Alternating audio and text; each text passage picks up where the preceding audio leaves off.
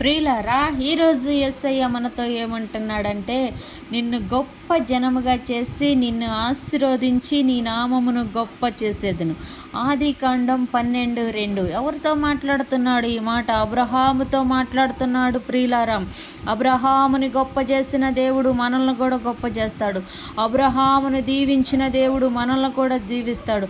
అబ్రహామును ఆశీర్వదించిన దేవుడు మనల్ని కూడా ఆశీర్వదిస్తాడు.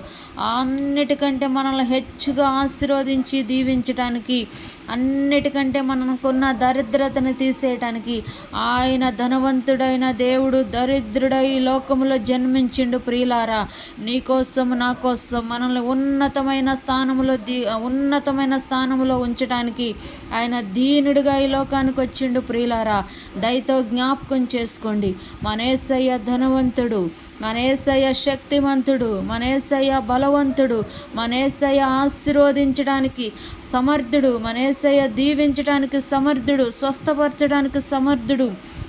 అన్ని విషయాలకి మన యేసయ్య మాత్రమే ఈ లోకములో సమర్థుడు. ప్రియులారా, దయతో జ్ఞాపకం చేసుకోండి, అసలు మన స్థితిగతులను మార్చగలిగిన మన దేవుడు, మన పరిస్థితులను మార్చగలిగిన మన దేవుడు మనల్ని ఆశీర్వదించి హెచ్చించి గొప్ప చేస్తానని ఆయన మనతో మాట్లాడుతున్నాడు.